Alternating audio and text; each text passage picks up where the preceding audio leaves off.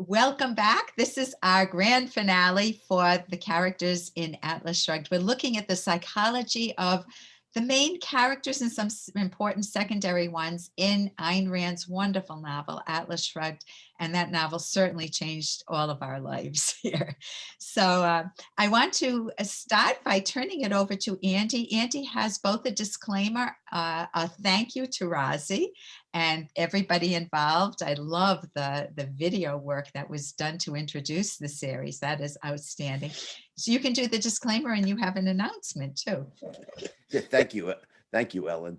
Yeah, the disclaimer is the same as always. Atlas Shrugged's a mystery story, and there's no way to discuss it in depth, like we have, especially with the characters, without giving away the mystery. So the disclaimer, of course, is read the book first, or read the book, like yesterday, and because this is the greatest novel ever written, with an extraordinary plot. Not to mention, Ayn Rand integrates a rational philosophy. So read the book first, then come back and watch the series. That's the proper order. So, yeah, we have an announcement. This video series will be published as a book by Hamilton Books, titled "The Psychology of Atlas Shrugged Characters." So we got a book deal, everybody. This is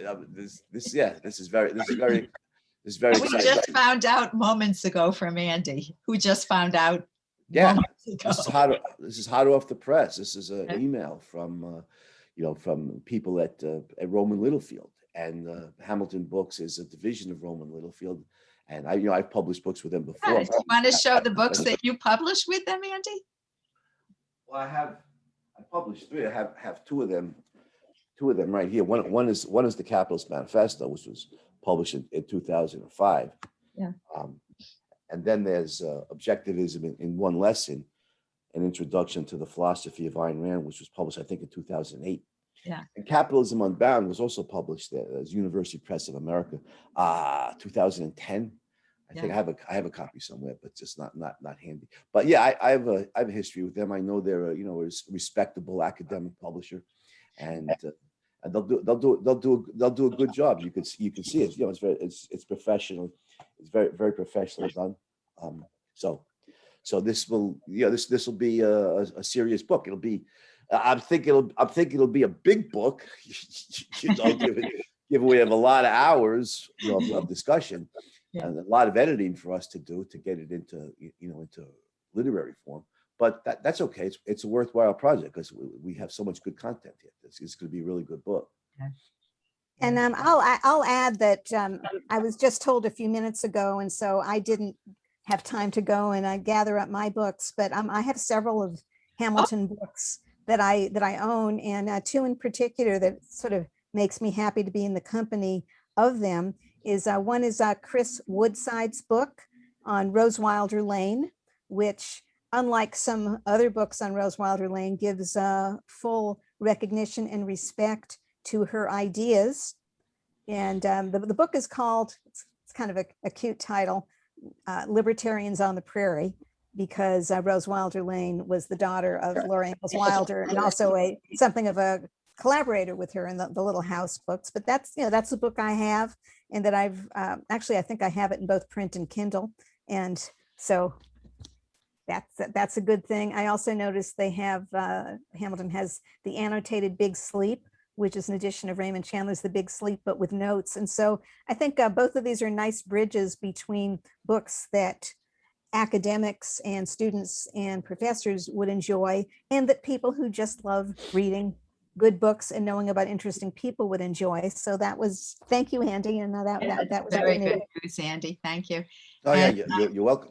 And I just want to introduce us because I looked in when I was watching the 2 Dagny series, part 1 and part 2 that we did, somebody down below had written, "Who are these people?" Who are we? No, they said it nicely. They that's right out of Butch Cassidy and the Sundance Kid, Ellen. Who are those guys? So I thought, Andy, why don't we each just take a moment to introduce who we are and then we'll just rock and roll and sum up the series. All right. Well, who are those guys, right? But by the way, Yellen, what happened to ladies first? But I'm Andrew Bernstein, PhD in philosophy. Read Ayn Rand for the first time when I was a teenager. It made an enormous impact on my life. I always knew that I was going to be a writer. I've known that since I was very young. And these books, some of these books we were talking about are mine, The Capitalist Manifesto. And Could you name more of them too? the books I published? Yeah, so many. That would be the whole show, but go. No, Give us a little. there's only 7. The most recent was my book on heroes, Heroes, Legends, Champions, Why Heroism Matters. But there's also that book from Transaction Books. What was the name of it? Capital Solutions. Another Hamilton University Press of America book was Capitalism Unbound. Several novels, including Dearth of Eagles. Most recently, a few years ago, Heart of a Pagan, was published in 2002. So yeah, I knew I was going to be a writer from the time I was a little kid, and reading Ayn Rand, reading Atlas Shrugged, especially, just buoyed that for me, because the mind is man's instrument of survival, and so writing obviously is one aspect of being a man or woman of the mind. So it's very proud. Realization what it means to be a writer. And so Ayn Rand's had an enormous impact on my life. And I know I've taught Ayn Rand's books. I used to anyway, where the kids could still read, but taught The Fountainhead as the main text in any number of ethics classes over the years, and lectured around the country and all over the world on Ayn Rand's books and philosophy. So Ayn Rand's had an enormous impact on my life, all positive. And you've been one of my lecturers. I've taken your phrase, let's rock and roll. Well, I'm glad you learned something in my courses. And Shoshana? Hi, I'm Shoshana Milgren, and I teach at Virginia Tech in beautiful Blacksburg, Virginia. And I'm not a novelist, and I don't play one on TV, but I really see my mission as in reading great books and helping other people enjoy them. Yeah. When I first read Ayn Rand, Victor Hugo and Fyodor Dostoevsky were my favorite writers, and I loved reading Ayn Rand right from the start. I was not surprised to find out that some of my favorite writers were her favorite writers, because she seemed to me to be, in a lot of ways, like the best 19th century storytellers, with the integration of ideas and characterization and plot, and of course, beautiful style, and a philosophy of objectivism that was true. And I teach many different things, including Ayn Rand. I've studied and written on many different subjects, including Ayn Rand. I found ways to write about Ayn Rand in connection with some of my other favorite writers, including, I spoke at the and I published that article, the Steinbeck conference in Kyoto. I spoke about Ayn Rand and Steinbeck and what he learned from the Fountainhead.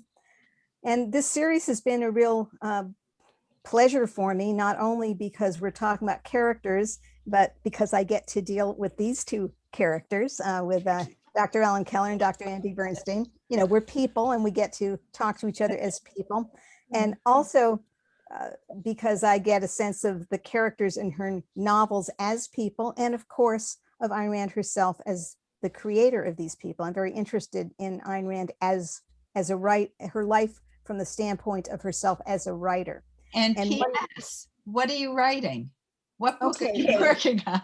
Yes, well, we can't wait to read. Right. Well, for too long, I've been writing what I see as a fully documented and focused on Ayn Rand as the creator of her own creations. And well, yeah, I hope she would approve of what I've done if indeed some of what I've discovered might be things that I find in documents, and that she herself would, I hope, be interested in once again discovering.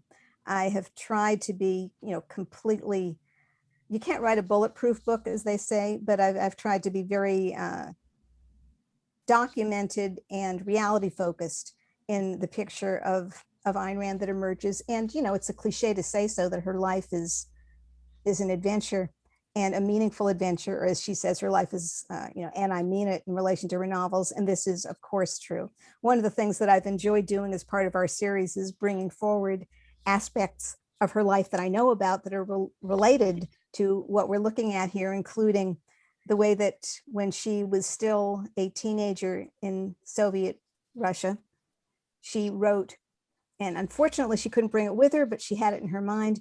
She wrote a novel that she came to think of as the grandfather of Atlas Shrugged.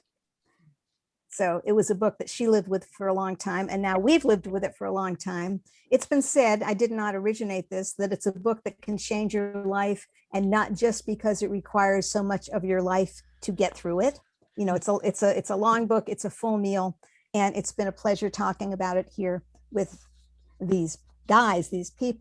And I'll say one more thing, since Andy did comment on students not being able to read. At Virginia Tech, students can still read.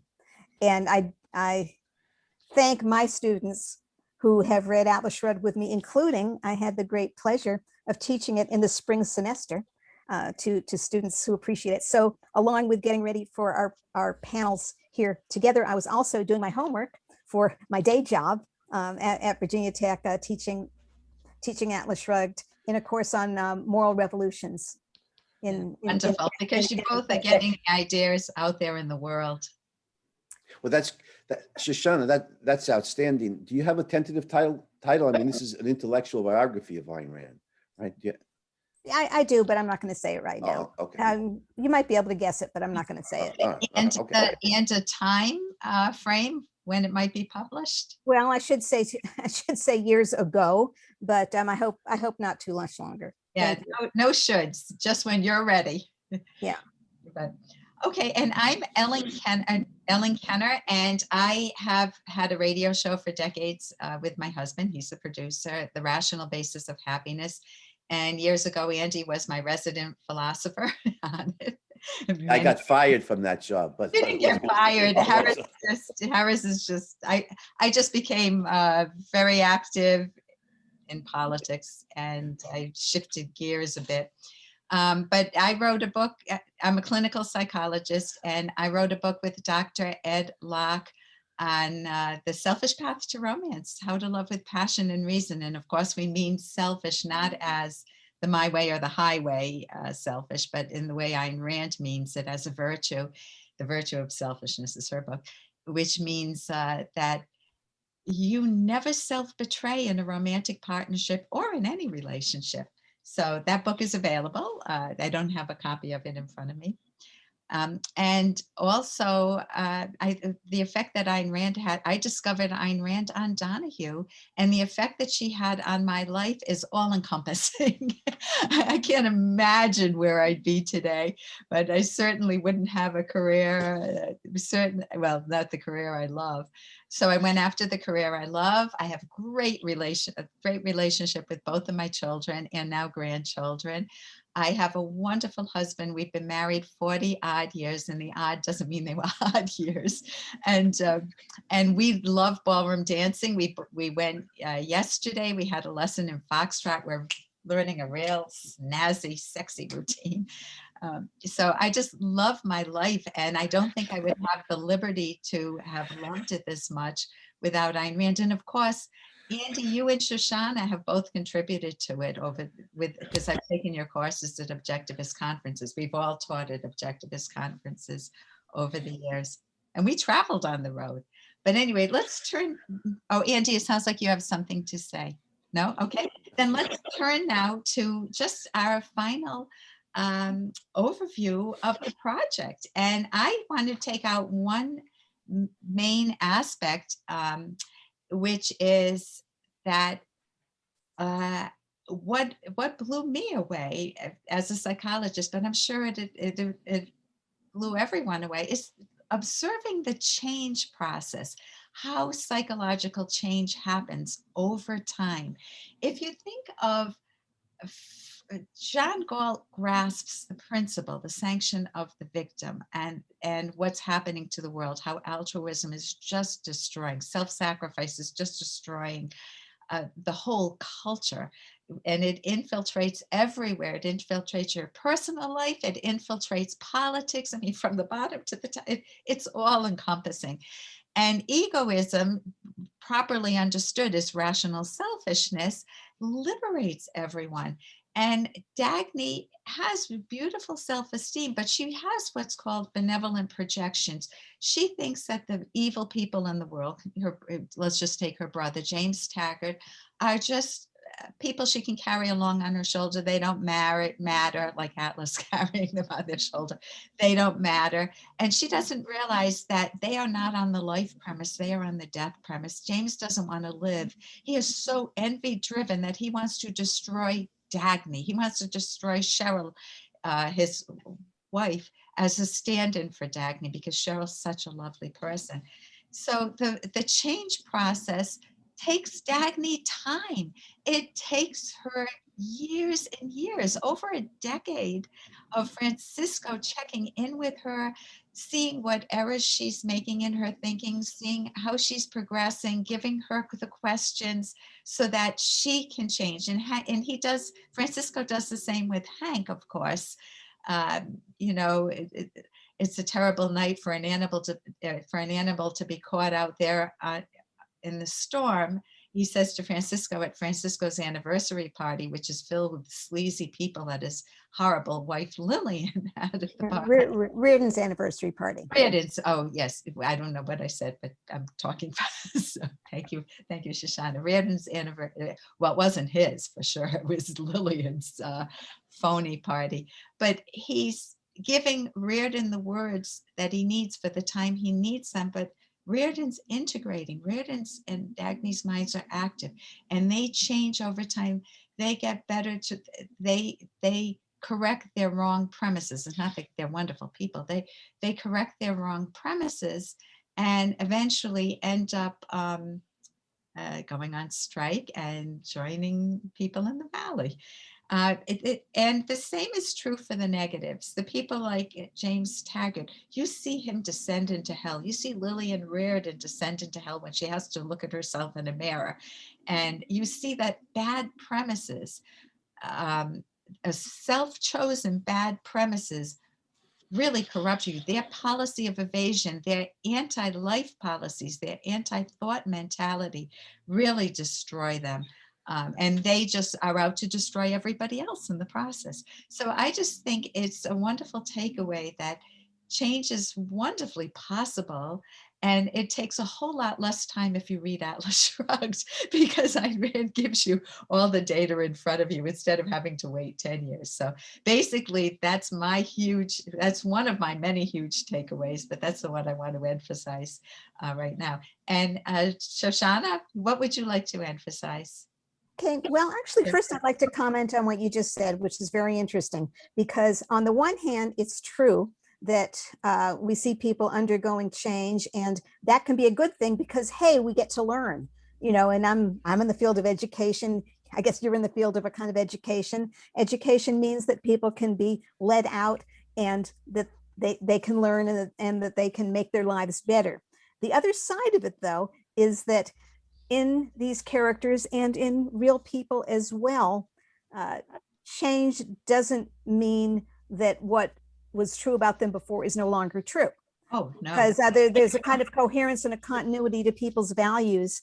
And part of, I think, what happens, I mean, I don't want to be, I guess I got to be disclaimer gal here, but part of what happens with Dagny and Hank Reardon is that they learn about the implications of their own values and how to apply them in the world in a way that they had not recognized before because of what they've now learned, not just about themselves, although to some extent that's true too, especially for Hank Reardon, but about the world. So there is a kind of change, but there's also a kind of continuity. I guess there was a line in a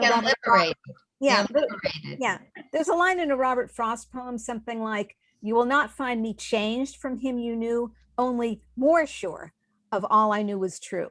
Oh, and I love that. Yeah. It's something like that. I mean, I don't have the book in front of me, but I think it's something like that, for the characters.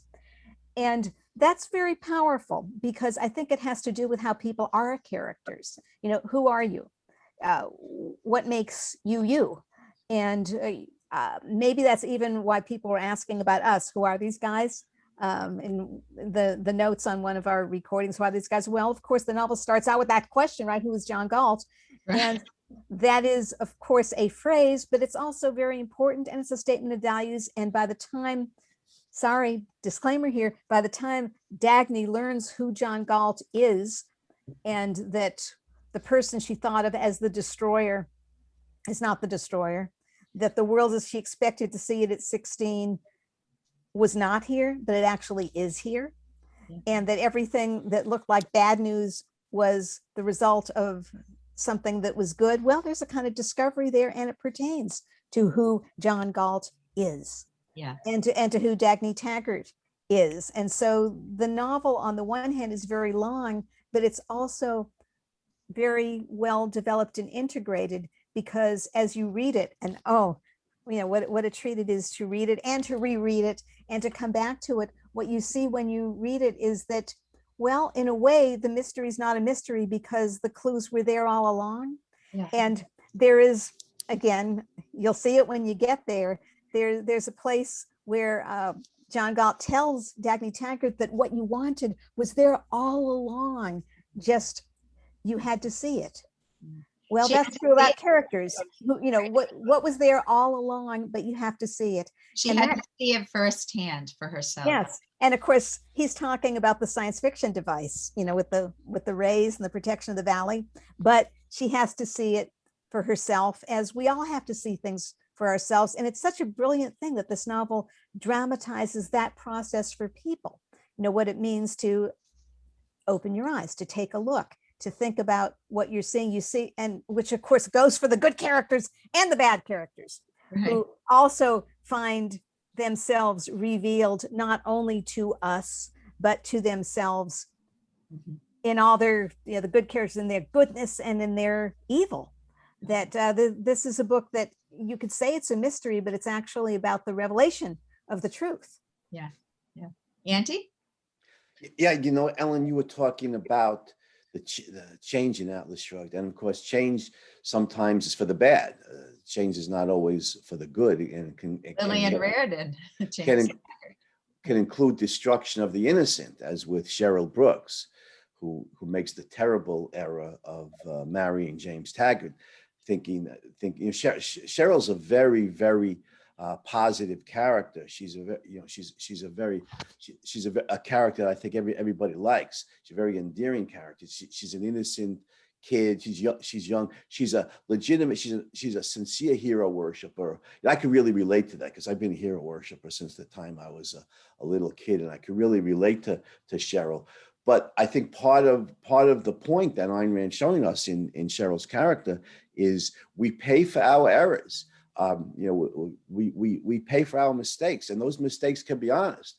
There's a great deal of evasion, not by Cheryl, but by bad guys like you were talking about, her husband, Jim Taggart, who's to call Jim Taggart dishonest is an insult to people who are merely dishonest.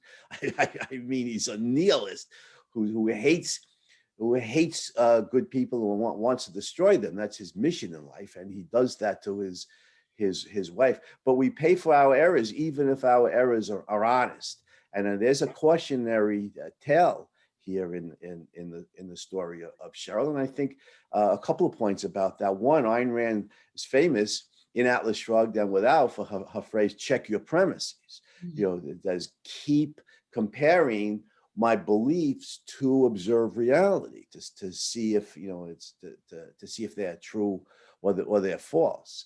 And I think this is an important point. And part of the takeaway with Cheryl, of course, is that she's such a good person. She has such a good heart. She's morally strong, and we all love her. But I think part of the takeaway here is with Cheryl is that innocence. That innocent spirit of hers is, insofar as it goes, is good. It's all good all the time, but it's not enough to protect us from evil in the world. We need philosophy. I think that's part of the point here. We need philosophy to understand a Jim Taggart, and then be able to have some kind of antidote to him, to have some kind of safeguards against him. Innocent's a good start, but it's not enough.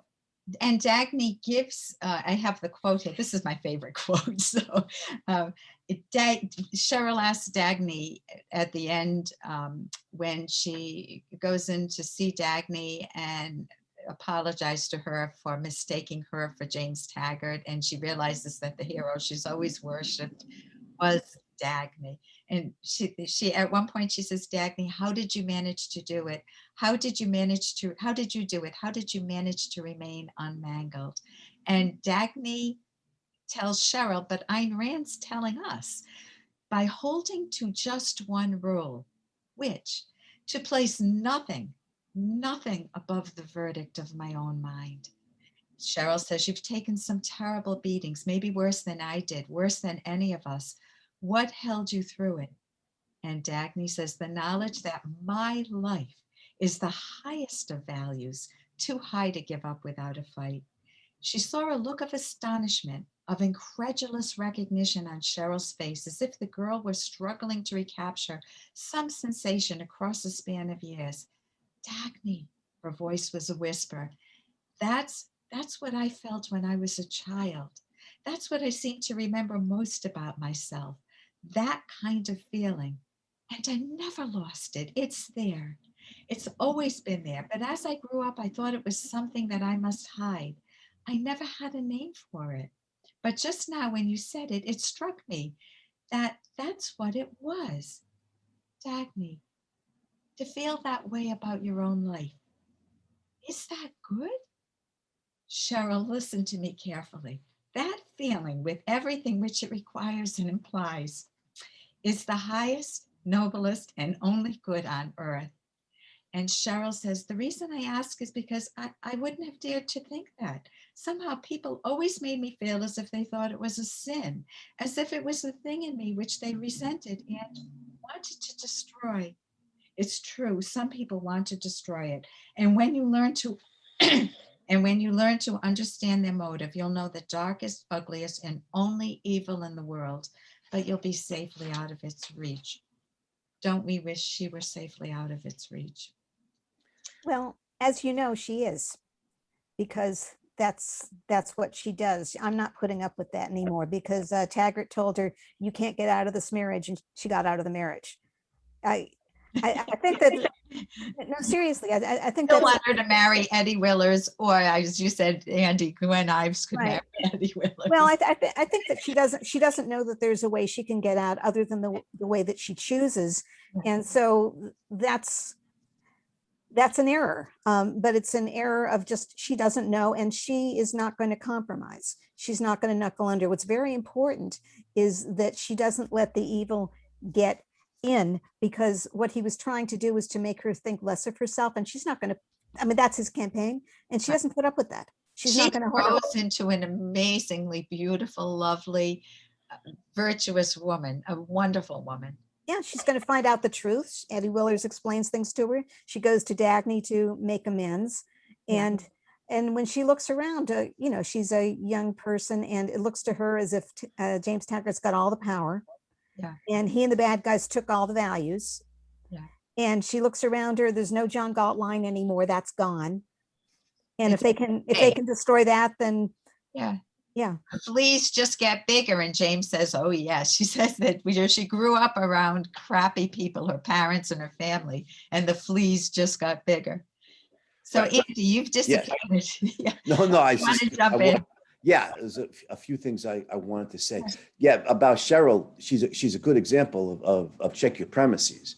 Because you're right, Shoshana. She goes to Eddie Willers, who she knows is honest, to check her premise about Jim and who's actually running the railroad and who built the John Galt line, and she finds out the truth from Eddie Willers. So that's a good example in action of how to check your premises. Yeah. Get information that will either corroborate or invalidate the beliefs that you antecedently held, but also, to compare it to, I know in this course a lot we've compared it to the Fountainhead, the world of the Fountainhead, and Atlas Shrugged is a world in the society, the social world, in which Ellsworth Toohey is now in charge. Ellsworth Toohey, the arch villain from the Fountainhead. This is now Ellsworth Toohey's social world. in the Fountainhead, Howard Rourke can deal with nature. Tui can't. Tui's attempting to get control over society, and then he's going to put Rourke in prison. He's going to break his spirit is part of the goal. Well, in Atlas Shrugged, the Tui's, these collectivist monsters, they do control society, and so Cheryl sees that, and she doesn't know that there's a valley, where the Howard Rourke types have escaped from the Tui's, where they're free from the initiation of force against them to create. She doesn't know that. She just sees that the Tui's in effect control society. So the only choice, like you said, Shoshana, is to knuckle. The only alternative to suicide is to knuckle under to their oppression, and she won't do it. So she doesn't know the other choice would be to connect with Dagny and get the hell out of that marriage. yeah, well, she sees Dagny as being just as oppressed. I know, by the Tui types. Which is true. Dagny has no chance in outer society. Her escape is to she finds out about the valley, and she finally realizes that's the only way to fight the bad guy successfully. But Cheryl doesn't know about that. I think you're right in noticing and pointing and explaining how the context, the situations, the worlds of the novels are very different, because in the Fountainhead, it's not only true that Ellsworth Tui does not have power, but it's also true that Dominique is wrong when she tells Rourke, let's just stay here in Clayton, Ohio, and let the rest of the world go to hell. Now, if Dominique were in Atlas Shrugged, this would not be such a bad idea. We'd set up the valley in Clayton, Ohio, and people would hang out there and withdraw from the world and not give it their support, because Dominique is afraid of the sorts of things that actually do happen in Atlas Shrugged, that people end up supporting their destroyers and contributing to the evil that's destroying the world. So yeah, we're at different, you might say, situations or timelines. And interestingly, of course, I mean, this is really obvious, but the Fountainhead is set in a real time and a real place and with real years, and Atlas Shrugged isn't. Yeah. Okay. So Atlas Shrugged is a thought experiment. It's imaginative. The Fountainhead, it's not a historical record, but it's closer to the world of the novel, of the time of the novel, and even, you might say, to our own time. While Atlas Shrugged is a projection of down the road how things could be. Yeah, that's a good distinction, Sean. As I want to point out, I published an essay, "The Freedom Gradient in Ayn Rand's Novels." It was actually a Lexington Books, Ed Youngkin's compilation. A division of Roman Littlefield, but there's a good distinction between the fantasy worlds, in Anthem and in Atlas, or not a real timeline, as with a real timeline, real dated, dated in the literal sense that we have dates, in the Fountainhead and We the Living, and the Fountainhead is by far the politically freest society that any Ayn Rand hero lives in. We the Living is a communist state. Anthem is a full-blown communist state where the whole world is communist and there's no or fascist, one or the other. Full-blown collectivist state. There's no freedom anywhere in the world. No free society to try to escape to, like Kira tries in We the Living. Atlas Shrugged is right on the precipice of dictatorship. The Fountainhead is by far the freest. So Rourke is free to create. Tui can't stop him. And you're right, Dominique is mistaken there. But if Dominique were living in the world of Atlas Shrugged, then going on strike in the way that she envisions would be appropriate.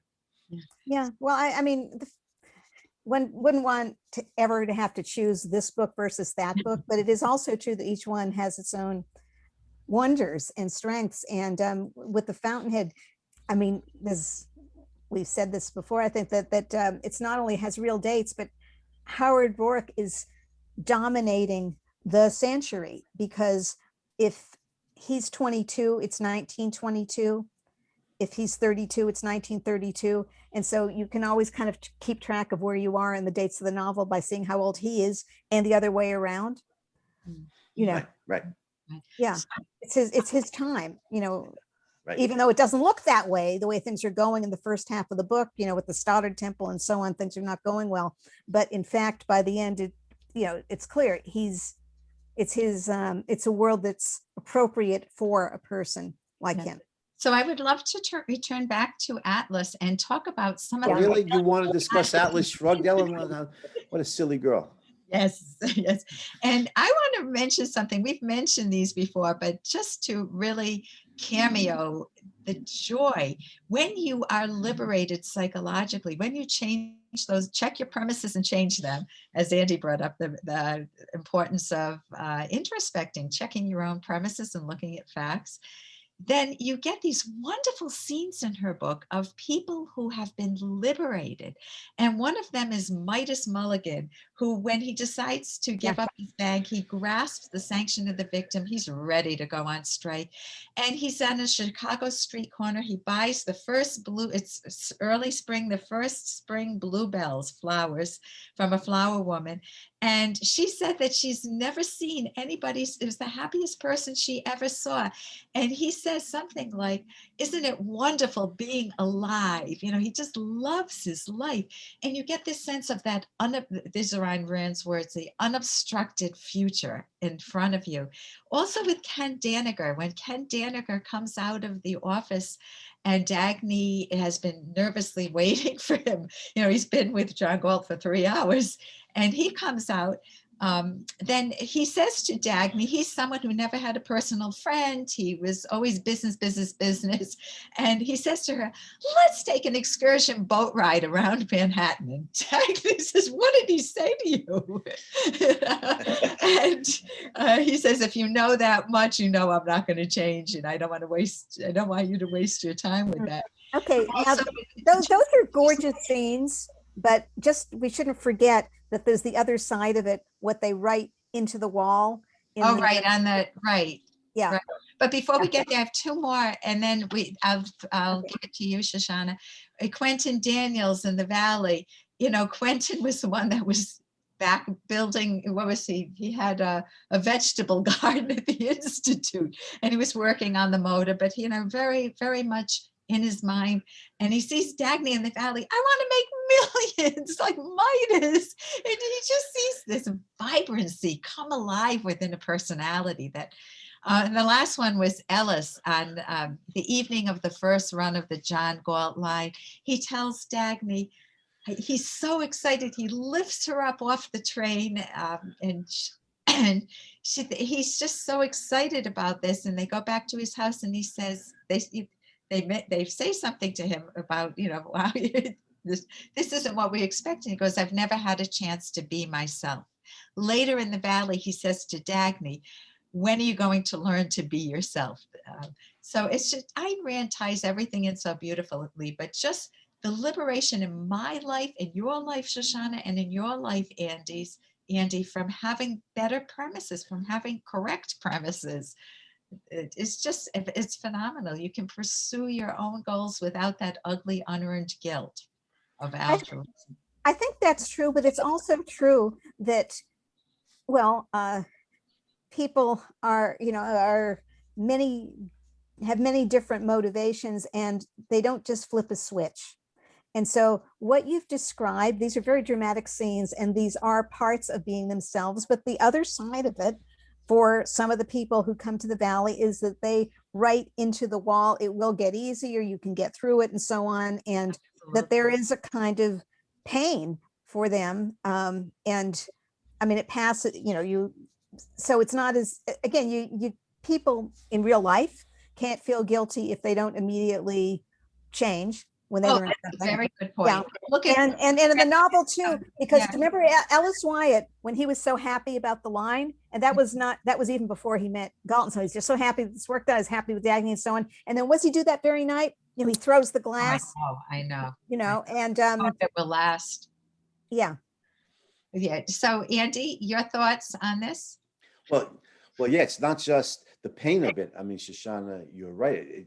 One, something that relates to your field, Ellen, of clinical psychology, is that I've given up everything that I've known, just to start a new life. Francisco's pain and leaving.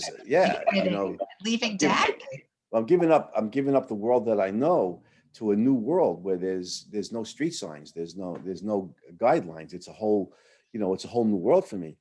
But also involved in that, in every one of these cases, these are all heroes and heroines.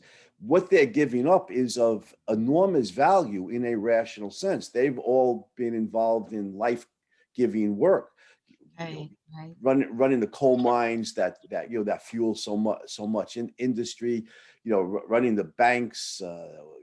Midas Mulligan was an investor, a venture capitalist, and he's the guy who originally funded Hank Reardon. Like we said in real life, J.P. Morgan was the venture capitalist who originally funded Thomas Edison. So they're giving up real values. Dagny would be giving up a transcontinental railroad. She says at one point, I think to Francisco, she said, well, I got to run 3 miles of track in a valley and give up a transcontinental line.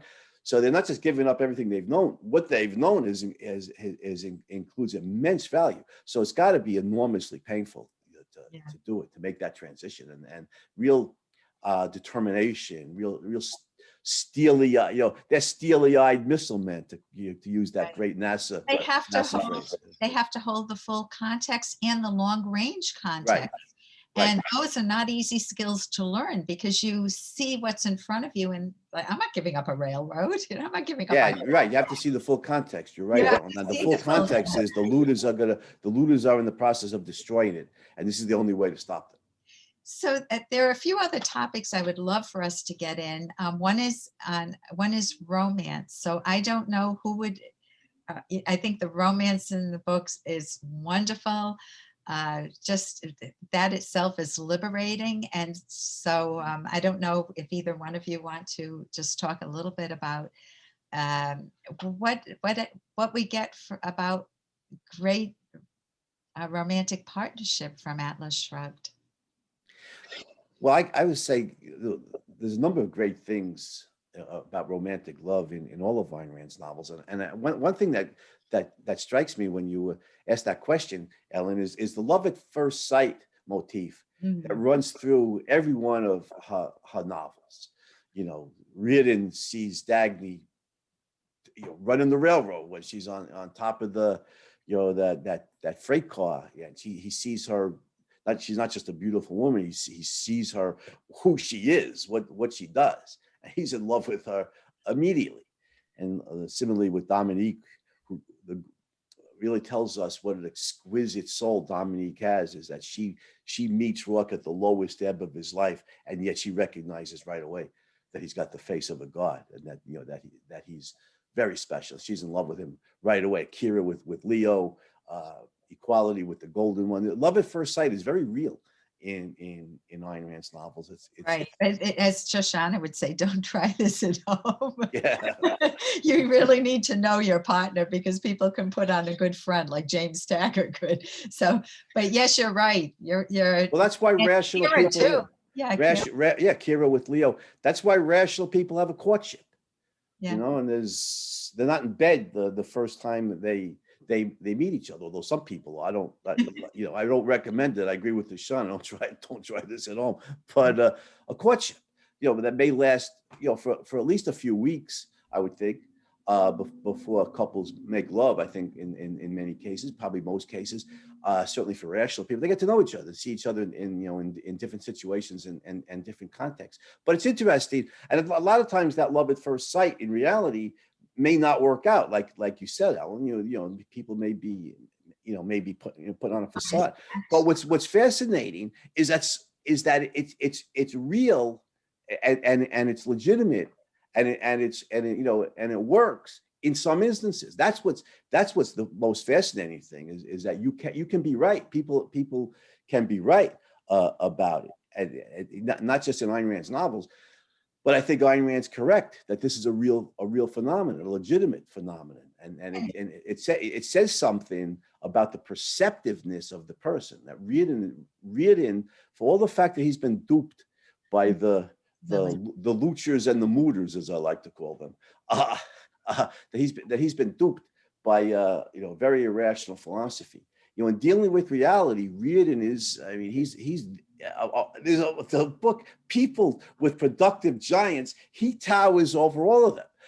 They even said in the valley, I know someone who'll go through this, valley like a rocket when he gets here. He'll triple everybody's production.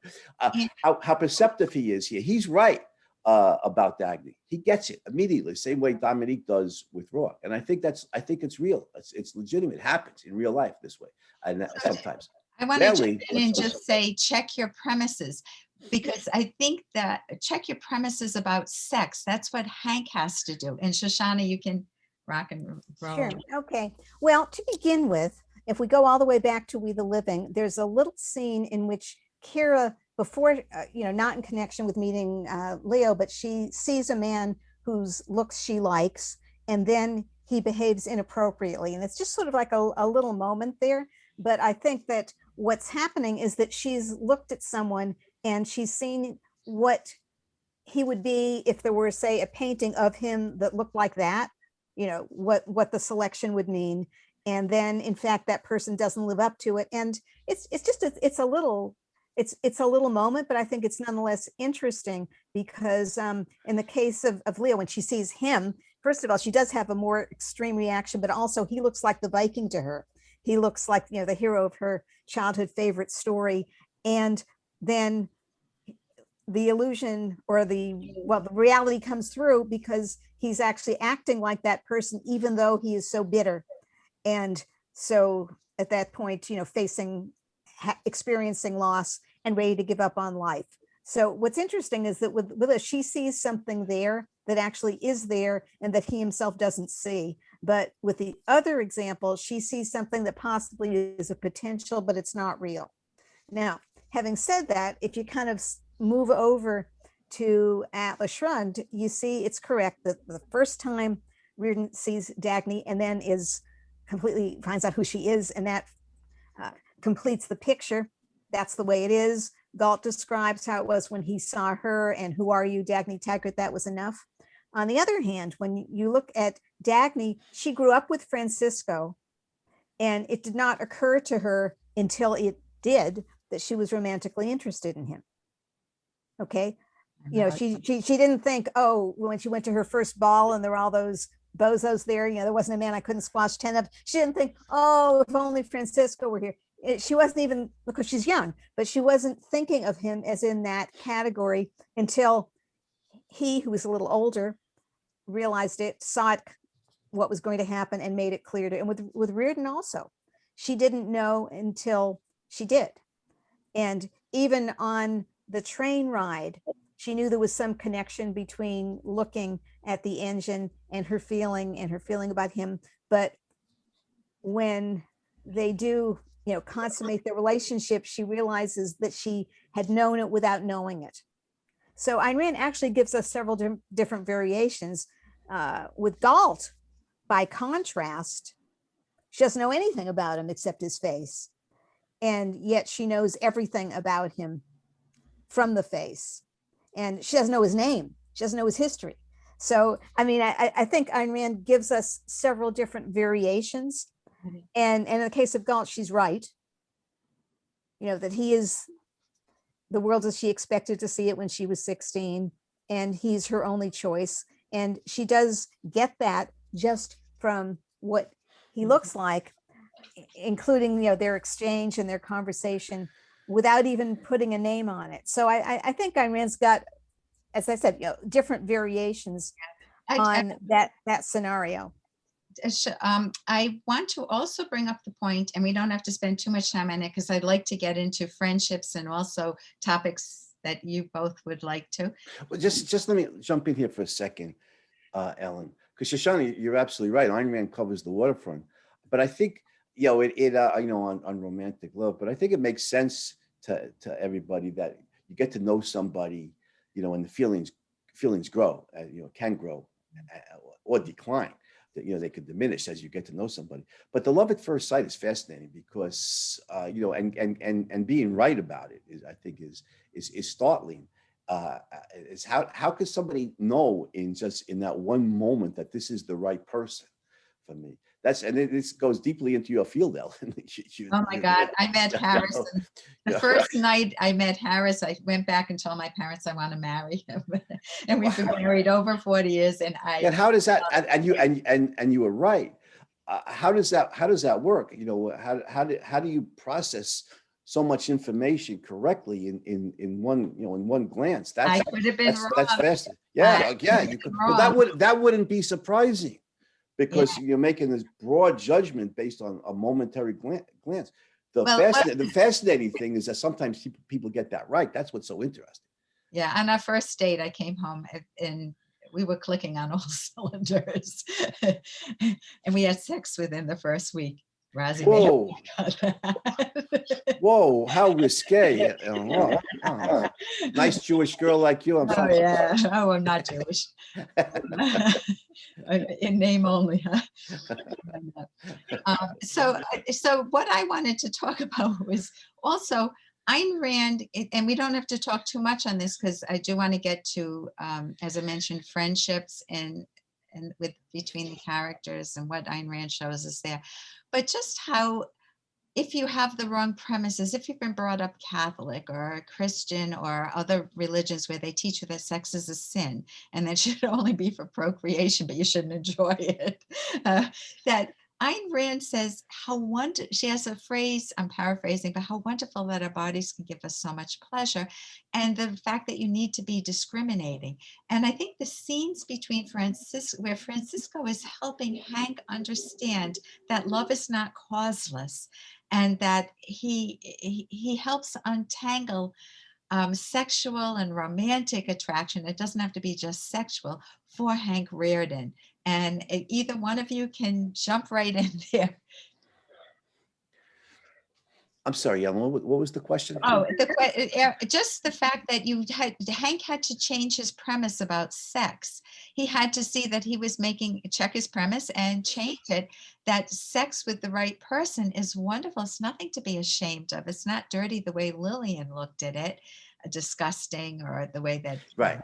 Right. And that goes into the field of philosophy, right? There's the mind-body, the mind-body dichotomy that of Lillian, the Platonic philosophy, versus the mind-body integration and the Aristotelian philosophy. Dagny's a very good example of that. And Reardon's made a mistake. He's in part, he's holding that Platonic philosophy that the spirit is good, and what did Jesus say? The spirit is willing, but the flesh is weak.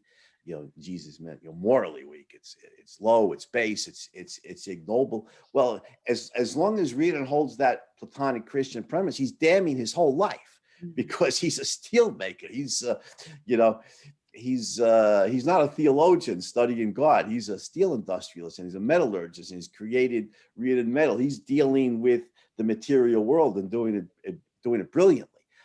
But that makes him a materialist. And that makes him somebody on the Platonic premise of soul body split. That makes him low and base and ignoble. And lovemaking then is the same.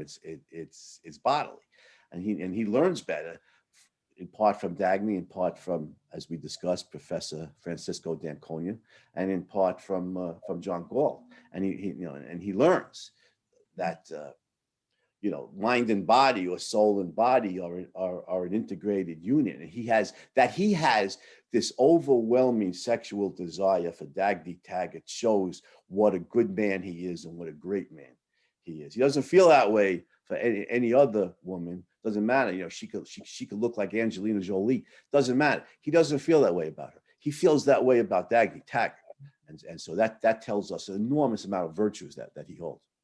Well, I think that with Hank Reardon, he's in much worse shape when we meet him than he would be if he had not been married to Lillian, because she's poison. Oh. And she's poison. And before that, we're told that he had yielded to passion with some women he thought he liked, and he felt empty afterwards. Now, that's not quite the same thing as the position we see him in when we meet him, because before, he felt desire, and he was disappointed because the women weren't everything he wanted them to be. And if you remember in The Fountainhead, there's something like that when Gail Wynand has a passion when he's young, has is attracted to a woman and talks to her about he wants to share all of his dreams with her and so on. And she says, "Do you think I'm prettier than Maggie Kelly?" Okay. And so much, yeah. So he's essentially, she's revealed what's Right. actually going on inside her, in her thoughts and so on, and that she's not the woman, the girl that he loved. And then he goes on. Shoshana, it just Unfortunately. occurred to me, a good response from Winan would have been, "Yes, you're prettier than Maggie Kelly and more vapid also." I'm sorry. I'm sorry. Go ahead. Yeah, well, I think that he does not pursue that relationship, but unfortunately, what happens is that he did learn in certain ways the wrong lesson from that. The wrong lesson that he learned is that there's no greatness in the world, as you remember with that editor who doesn't remember the principled piece that he wrote. So Winan thinks that there's no greatness, and if I see anything like greatness, I'm going to show it up for its inadequacy, and that's what he thinks until he meets our friends, and with Rourke turns out to be Rourke all the way through. So, but back to, am I prettier than Maggie Kelly? He goes on to have relationships with women who are prettier than Maggie Kelly, and not actually trying for something deeper until he sees Dominique, and even just he sees the statue and he's in love with the statue. And then he finds out that Dominique is actually greater than the statue, and that she's a real person. And that's a revelation for him, because that isn't what he thought sex was. So it's interesting. Fortunately, I guess for Gail Winan, he never gets married to anybody like Lillian. And so the worst experience that he has with sex is that it's not fulfilling and not, permanently fulfilling as part of his life. And that's why he needs the art gallery, for deep soul fulfillment. But with Reardon, I think he's in much worse shape because of the poison of Lillian. But of course, that's why she's there, because she saw him in his greatness. She thought, I'm going to tear that down. The unearned guilt. And she found a weak spot that that he had sexual desire, and she made that, you remember, Right. So if it's okay, can we turn to friendships in the book? Because I think, people, I know one relative I know says, "Oh, Ayn Rand's characters are so cold and hard and they're not like normal people." And that some of the warmest friendships are in Atlas Shrugged, the tenderness, the respect that Francisco has for Dagny's autonomy. He's not going to try to force her to change. He'll give her information, he'll guide her, he'll be there to pick her up and give her a shoulder to lean on when the John Galt line is destroyed. They're just, in good times and in bad times, they are so wonderful. And I think Ken Daniger has one line. Oh no, Ken Daniger says, "Tell Hank Reardon that I loved him." Take that. Ken is in the process of quitting. And when Hank Reardon hears that, this is paraphrasing obviously, but he says, why did I give up all that time with my brother Philip or other people when they could have been spent with people who I really value, who are genuine friends? So, Andy, do you want to speak to friendship? Friendship's a beautiful thing, Ellen, and I don't think anybody shows it more brilliantly than Ayn Rand does. Yeah. I keep recurring to the Fountainhead, Winan and Rourke. It's more than a friendship. Today they even have a slang phrase for it. It's a bromance. But they're spiritual. They're spiritual brothers. Yeah, they're more than friends. They love each other. In a non-romantic way. But this is a non-romantic, same gender love relationship, and it's beautiful. It's a beautiful thing, and it carries over with the characters in Atlas Shrugged. Francisco and Reardon love each other. I mean, it chokes me up. They love each other. They and when Francisco almost dies, when they're saving Reardon's mills, and and Reardon says something like, "Be careful, you fool," or something, something like that. He said Reardon feels, paternal feelings for Francisco. There's not even like his younger brother, but like his son. There's the friendships there, and are very, very rich and deep, and they interesting romantically, because they're both in love with Dagny, and they both lose Dagny to Galt. They don't, in real life, in the very stylized universe of Atlas Shrugged, Dagny is the towering heroine. In real life, there'd be other heroines, Right. and Francisco and Reardon would mourn. They go through the grieving process for losing, this woman that they deeply love. But in time, they would recover from that and be able to meet, another heroine and have romantic relationship with her. But the friendships that they have, it's more than a friendship. It's these characters, Francisco and Reardon, is a good example. They really love each other. And similarly, you see Hugh Axton. And that's what I was just thinking of him with his he's got paternal feelings for them. It's not a friendship so much as he's their father, and it shows what it's Ayn Rand showing what a real father is like. But the friendship between the three young teenage boys who go on to be men who change the world is very touching, including in very, very, very delicate touches, like when the Ragnar comes running into the valley. He says, John, guess what I did? He said, I've defied the law of gravity. And Galt says to him, well, you've always done that. In what particular form this time? And you see the immense respect that John Galt has for Ragnar. It's very touching, the way they love each other. Friendship's really too weak a word. These are same gender, non-romantic love relationships. Okay. All right. Well, what's interesting, of course, is we've got the Atlas Shrugged world is one that's a very special world. And one of the things that we have within it is that the people who are allies and comrades, or who are being recruited, part of the strike, they've got a special relationship because it actually is true. It's them against the world, and they're in danger. They're like military comrades, and they have to save each other's lives and so on. And that's, that's part of a special relationship. Now, and within the valley also, they're starting their own world there. Now, outside, friendship is in very short supply. Dagny, what friends does she have? Just saying, I mean, she doesn't hang out and listen to Richard Halley records with anybody else. She's got work relationships, and Eddie actually is one of those. Eddie's not a friend. Eddie is someone who cares for her, and she has esteem for him. But yes, and well, he doesn't even know that, but we're not going to talk about Eddie right now, but he does love her, but he doesn't know it. But he's not a friend. He's someone she works with and respects and likes, but he's not a friend.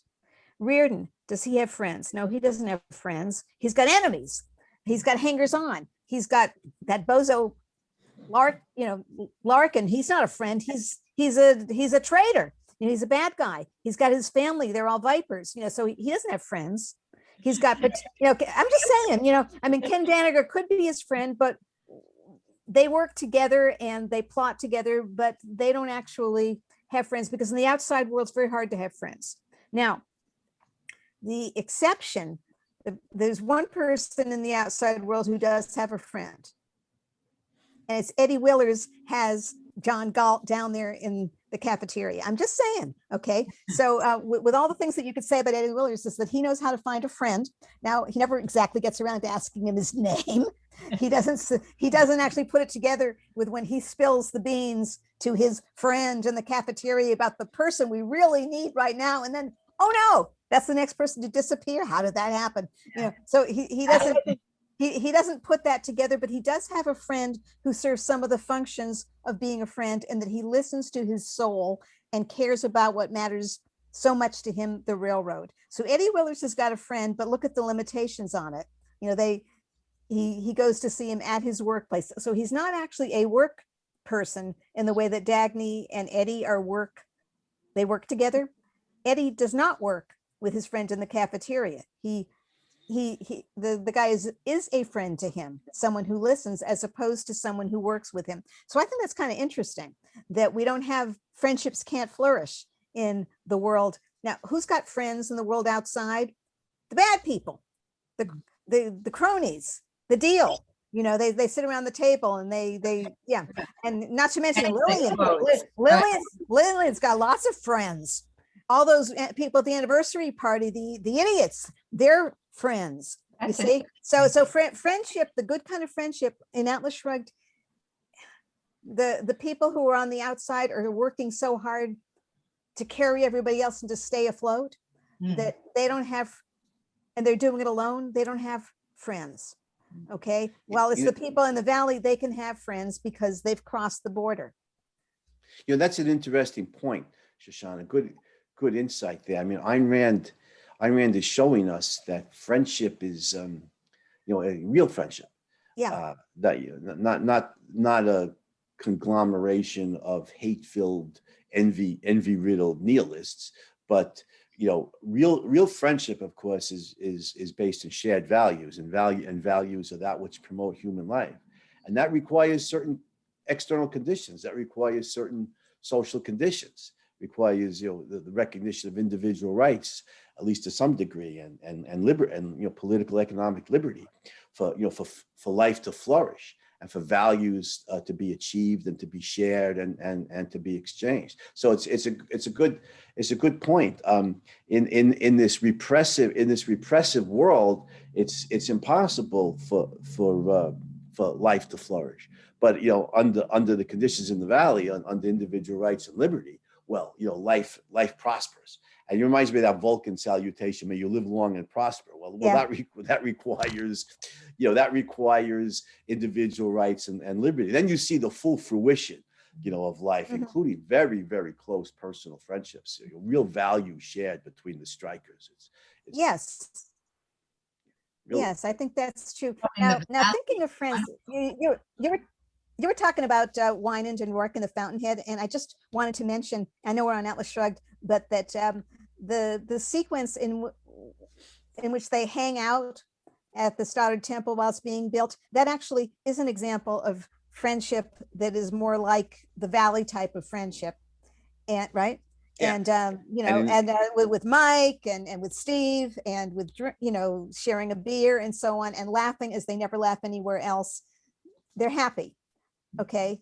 And of course they're allies, but they don't think of themselves as allies in the way that people are allies against the hostile world in Atlas Shrugged. So Ayn Rand actually does give us a picture of what it's like to have friends who aren't necessarily at the intense level of Wynand and Rourke together, but just people who liked being together. It says people who liked being together. They were just people who liked being together, and that's part of friendship too. Right, and living in the freest society politically that Ayn Rand depicts in any of her novels, where they're free to create values and to share and exchange them. And it's a very touching scene at the start of at the Stoddard Temple you're talking about. But I know Ellen's going to reprimand us, Shoshana. She wants to get back to Atlas. Yeah. Okay. There, but okay. Well, there is also Austin Heller. He's a friend too. Right. Oh, sure. But you might notice we don't spend much time with him. Yeah. But it's interesting. I love The Fountainhead. It's my all-time favorite book, and I've recommended it and given copies to people. And then sometimes they read it and they like it, but a lot of times they'll tell me, "But Rourke's it's sad because Rourke's all alone." I said, "Well, there's a way in which he is. It's true, but he's got more friends. I mean, close friends, legitimate friends, value shared friends, loving friends than most people have in a lifetime. You can rattle off like a dozen of them." Including Mike and Mike Donegan, and Austin Heller, and Steve Mallory, and Kent Lansing, and Roger Enright, go on and on. So I don't know how people miss that, but somebody, Ellen or Shoshana, one of you said before that the people read Atlas Shrugged and the Ayn Rand's characters are so cold, and they read The Fountainhead and have the same response, and yet they miss somehow the close, not just the intense romantic relationships, but also the deep, close friendships, these bromances, or these soul brother relationships that Ayn Rand's heroes have with each other. I don't know how Yes. they miss. I don't know how they miss that. Yeah, I don't either. So I want to just give you each some time to talk about one of your favorite. If we left today and you didn't talk about it, what do you wish you had talked about? So I don't know, Shoshana, do you want to go first, and then Andy? What is the takeaway from Atlas? We will stay with Atlas. Okay, well, Professor Kenner cracks the whip when the children get out of line. Yeah, I really love it that we talked about characters because, I mean, among other things, it's a corrective to people who say that Atlas Shrugged is a didactic work and it's all about the message. Well, the characters are associated with the ideas, but it's also true that they don't just give speeches, and that through the characters, and they're dramatic, they're not all just like each other. They're interesting. They've got stories. They've got multiple stories. And I know sometimes I have a friend who's a writer, and she has books in which she sometimes has characters who go from one book to the other. And she says people write to her and they want to know what's happening to so-and-so. And she says, they just want me to write another book about their paper friends. And, as if they're not real people. Well, Ayn Rand didn't write another book about our paper friends, but there's a sense in which she gave us, and yeah, sure, we would like to know more about these people. And, but she gave us actual people that we can think about all the way around. And I find that very powerful, that, yeah, if you have a question about what would so-and-so be doing under such circumstances, well, that you're even asking that question, that they're not just puppets who are put there to make the plot go. Yeah. That the qualities that they have, the interests they have, the backgrounds that they have are part of who they are within her story. Without naming names, sometimes you see a movie and they've got, I don't know, there's the woman character, they want to have a woman character in there for various reasons, and then they make that woman character a physicist so that she'll be token smart, but there's really no reason why she's got to be a physicist, and her physics doesn't come up as part of the story. It's just one of those things. Well, with Ayn Rand, people aren't just given labels to fill a requirement of the storyline, but they are who they are. And they are who they are even when we're not watching them, which I think is a reason why people do keep coming back to them. But she actually put it all there. It's there. You don't need to have sequels in order to get to know these paper friends. There they are. I love that thought. I have so many paper friends now, and I never knew that concept. But that's what you do, Andy, with heroes. We all have our heroes, and they're paper friends. Some of them are paper heroes. I don't want to call them paper heroes because it sounds like it. Well, the fictional, the real life heroes, of course, were flesh and blood. The fictional heroes, yeah. And I like Shoshana's phrase, of paper heroes. Howard Rourke is my all-time favorite paper hero. But and not to mention many of the heroes in Atlas. But Ayn Rand is such a powerful writer. It's to me, in my own judgment, take it for what it's worth, I think she's the greatest novelist in world literature. I'm with you. Yeah. But I haven't read like you both have. Well, Shoshana's is Shoshana's field. But she thought Victor Hugo was. I could understand where Ayn Rand's coming from. Hugo has an emotional impact on me that no other writer I've ever read in my entire life has. He's just extraordinary. But for the Ayn Rand's plots and the themes that she weaves into those plots and the characters that she creates, I think she's the greatest novelist in world literature. But anyhow, Shoshana, you mentioned once that John Wayne movie. Well, I think it was with Dean Martin and Ricky Nelson, who was the better gunfighter, and John Wayne said, "I wouldn't want to have to live on the difference." Was that from Rio Bravo? I don't remember. Long time. Yeah.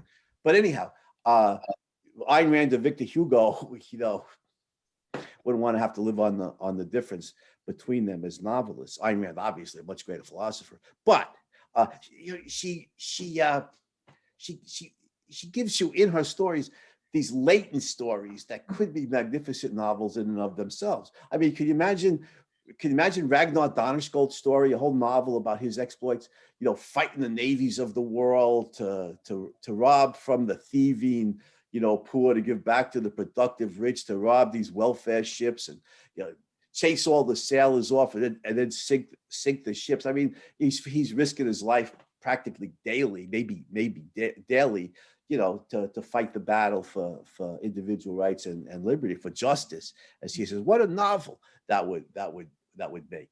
But also another one, it reminds me of my all-time favorite detective hero. Speaking of paper friends, Sherlock Holmes is one of my, immortal paper friends. I go back to those stories over and over again because he's such a distinctive hero. He so towers over the landscape of his universe. But Dr. Watson will very very coyly tell you things like, 1893, or that was the year of the giant rat of Sumatra. And you go, what?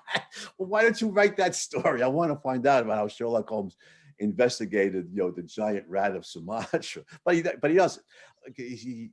Conan Doyle wrote these great stories that he did, but he gives you this radioactive material lying around. You think, wow, what a great story that would be.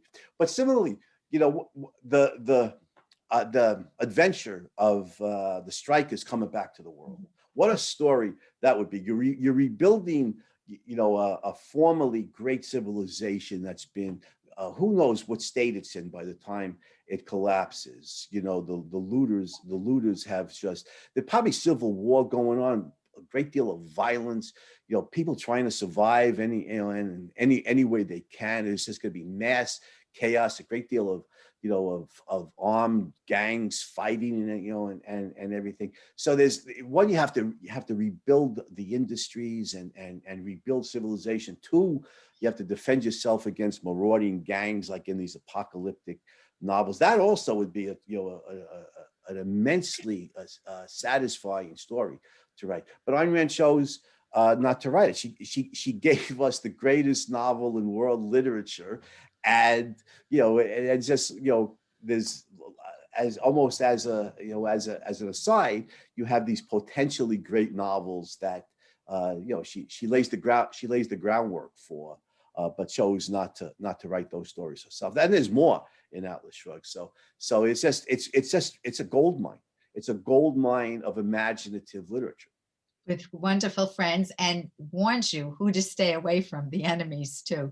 There are great lessons. So it also, the adventures that you go on in that book with these characters, whether it's on a motorboat ride with Francisco, whether it's a cabin in the Berkshires, whether it's in the plane with Dagny, whether it's on a pirate ship, as you were just talking about, Andy. Right. Whether it's playing marbles with Francisco, there are count, or the bracelet. There was one woman I met, I think it was on a vacation I took, and I mentioned Atlas Shrugged to her. I might have had it with me, and she looked at it and said, "The bracelet. I want a bracelet like that," because it held in her mind that it's just the romance and the whole book. That bracelet that Hank Reardon made of Reardon metal, that it goes to the right person, Dagny, eventually. Yeah, well, what a gift. I mean, Reardon's this productive giant. He's spent 10 years inventing this new metal that improves upon steel the way steel improves upon iron. He takes the first heat of it, the first material, and he gives it to, ultimately to Dagny, to the right woman, to the woman he loves. And it represents Reardon's his whole soul and body is in this, his immense creativity and his Right. immense productivity. You get the view of a purposeful life with him, with Dagny, and that's one of the big messages, that Lillian and James do not have a purposeful life. It's just to tear things down. Destruction is not a purpose. Right. But when you're focused on your genuine values, you see how happy these people can be. But then, of course, they get all the roadblocks.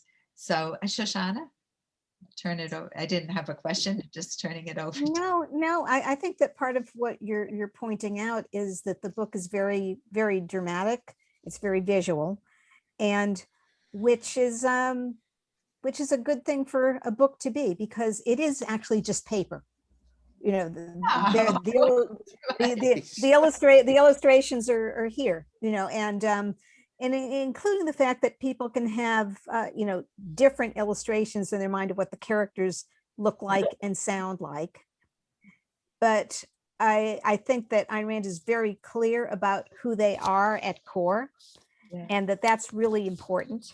And that's one thing that, well, I mean, it's a great gift on her part that without her having to have a lot of descriptions and adjectives about the people, it's more, you know, verbs, action, dialogue, without her having, I don't know, to say so and so is smart. She doesn't have to, that's the way bad writers do it. Yeah. You know, is Right. that they describe it. She does demonstrate. Right, And that's her why I think principles it's memorable. to show, not to tell. You are given the visual Mhm. descriptions and you know what Dagny is like from them. Or you Yeah. see Francisco playing Or with the action. and his Or the precision. action. Yeah, his precision with the marbles and his look of confidence. And he cannot be the playboy that he's been made out to be. You know, Dagny is saying, this is the marble scene, remember where he says, she says, why did you do it? When she says, well, maybe I'm only human. Maybe I was careless. Maybe I made a mistake. Boom, there goes the marble, right where it's supposed to go. You know, and Ayn Rand doesn't have to say, and yet in contradiction to the words, his actions ironically show. exactly. It's just right there, you know. Right. Doesn't have to explain the joke. Principle in the valley. We're not going to try to use words to convince you. We're going to show you the valley. You will see what it's like to live in a civilized society, a rational society with the wonderful benevolence. We'll show you, and you know, you can process it on your own. You can do the introspective work on your own. Now they do make assertions, but they don't make They only assertions. guide her, but it's like a wonderful parent. If a good parent gives their child questions, I don't mean things to think about, and good guidance, and is a wonderful role model, and tells them good stories and reads them stories about heroes, right, Andy? And rational assertions are backed up with evidence. You know, and Hugh Axton, doesn't just make some claim about the principle of mind-body integration. He'll point to reality and give a dozen examples. So rational assertions certainly have their place in human life, and Ayn Rand shows it in Atlas. You know, this is the way the assertions aren't arbitrary. They're backed up with a good deal of evidence. Right. And I think one of the things that impressed me so much reading Atlas Shrugged, I did it twice, and then for each character I went through it again, is this over the course of our project, is how integrated that story is. Character-wise, psychology-wise, the characters keep their same psychology throughout the book. I gave the example earlier of Ellis Wyatt saying, I've never had a chance to be who I am. And then in the valley, he says to Dagny, when will you learn to be who you are? You know, the same words, Dagny's phrase, I see James's, don't bother me, don't bother me, don't bother me. They're consistent throughout. And I was extremely impressed. I think, Andy, I'm not sure which one of you brought this up, but I want to repeat it, and then I'll turn it over to you. That she integrated so much within a stunning plot. For example, with John Galt, who we haven't talked that much about, the whole world is talking about him, right? Who is John Galt? Stadler is a little bit put off when he says, oh, you wouldn't know that one. He's probably a second assistant bookkeeper. And but the whole world is talking. Yeah, he says with a mind like his, the whole world would be talking about him. And Dagny says the whole world is talking. Yeah, and, great exchange. Oh my great God. Dialogue. Yeah. And he also says he must be dead. He has to be dead. And he had also said, when thinking about the person who reproached him and who would object if he saw, why do you think he has to be dead? So it's as if there are two people who have to be dead. I wonder if they're the same person. Right. Or the newspaper man at when that horrible scene where the sheep die. who had the eyes Oh. of John Galt, right? And they really rattle Stadler. But the same person, John Galt, Ayn Rand has integrated so that Dagny is searching for the destroyer, and she's also searching for the inventor of the motor. P.S. She's going to shoot the destroyer on sight, and the person who invented the motor is keeping her alive. Just the thought of it. Right, and she said, as she thinks in the valley, later on, she says, "I would have." Killed the destroyer, but not before. She doesn't finish. She doesn't finish the thought. I don't. That's great. But yeah. Let me finish reading because I just thought this was brilliant. John Galt is also the hero in the Bum's Tale at the 20th Century Motor Company. He's the shadow outside her office. He's the third student of Dr. Axton and Dr. Stadler, the third with Francisco and Rania. And he's the man at the end of Dagny's railroad, if we want to call him the Taggart Terminal. And he's the same person. When she crashes in the valley, she meets this, which we've talked about, this stranger, this person that she falls in love with, love at first sight. It's just amazing the massive integration that Ayn Rand accomplished in that book is without computers, without by hand to write, blows me away. So I don't know. Yeah. Jeff Allen is not a bum. Just saying. Okay. Oh no, absolutely. Yes, and actually there's a point there, because she does give us this great hero, but she also does justice to everybody. And Jeff Allen is not a bum. He's got a name, and he is the voice of reality to tell us many interesting things. She didn't even skimp on that. Get him a job, right? Get Jeff Allen a job. And he's honest. He says, I think I was guilty too of this, because we all secretly wanted to put our hands in the pocket of the people who had more money, and not there are people below us who wanted to put their pants in our pockets. But speaking of the integration, even with the secondary characters, and just little dialogue exchanges. The odious Floyd Ferris and his book, what was the title? Why do you think? Why do you think? Well, you remember Stadler says to him, if Hugh Axton were around, no respectable journal of philosophy would admit this, as a serious book. And Floyd Ferris says, he's not around. It's just the pure nihilism of Ferris is just in that one line. There's no legitimate philosophers anymore, and I'm cashing in, buddy, and you can't stop me. And it's just, it's everything. That one line fits Ferris so perfectly. And it ties in with the line at the party, when a philosopher retires, nobody notices. And Francisco says, they do. Eventually. Eventually, right.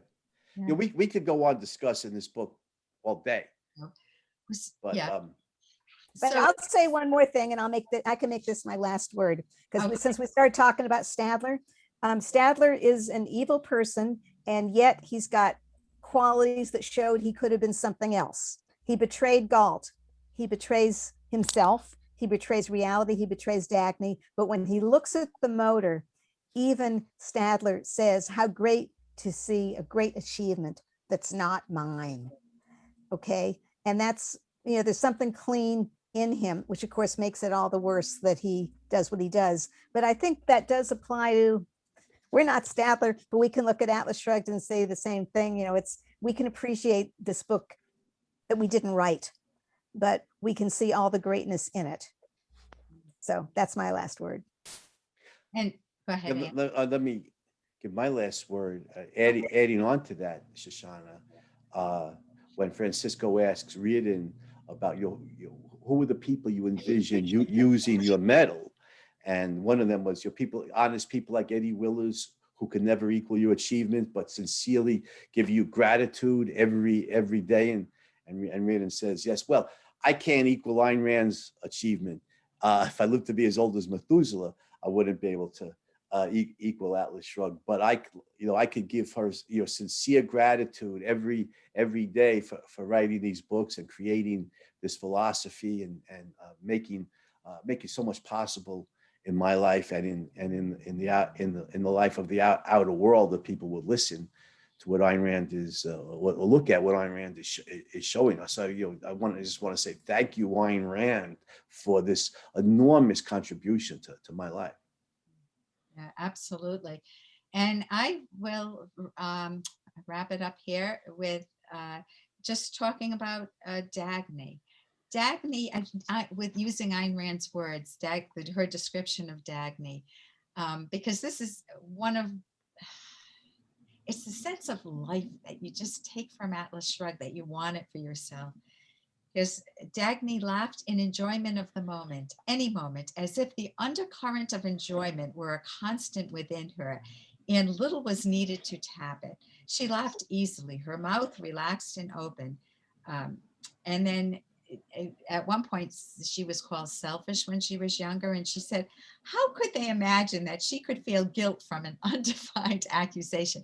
That whole concept of unearned guilt is a gift that Ayn Rand gave me and gave all of us, that we need to evaluate who's trying to make us feel guilty, and we need to embrace that joyous sense of life, that selfishness of loving our life, loving our friends, the benevolence that Ayn Rand shows. And I don't know if either of you want to come in one more time. No, we're wrapping it up here. Just agree with you, Ellen. Okay. Absolutely agree. I will end by just saying, reading a quote from Atlas, probably all of our favorites. In the name of the best within you, do not sacrifice this world to those who are its worst. In the name of the values that keep you alive, do not let your vision of people be distorted by the ugly, the cowardly, the mindless, and those who have never achieved integrity. Do not lose your knowledge that our proper estate is an upright posture, an intransigent mind, and a step that travels unlimited roads. Do not let your fire go out, sparked by irreplaceable spark, in the hopeless swamps of the approximate, the not quite, the not yet, the not at all. Do not let the hero in your soul perish in lonely frustration for the life you deserved, but have never been able to reach. Check your road and check the nature of your battle. The world you desired can be won. It exists, it's real, it's yours. Ayn Rand, Atlas Shrugged. I love her. And thank you all. Thank you, Rob. It's possible. It's possible. Oh, thank you. It's yours. It's possible. Yes. Yeah, thank you. It's just, she has given us the word. She has given us the ability to not have a foreshortened future like Cheryl, but to have an unobstructed future in our own lives if we create it. So Okay. thank you all. Thank you, Dr. Andy Bernstein, and thank you, Dr. Shoshana Milgram, and thank you, Razi, and everybody else behind the scenes who helped make this possible.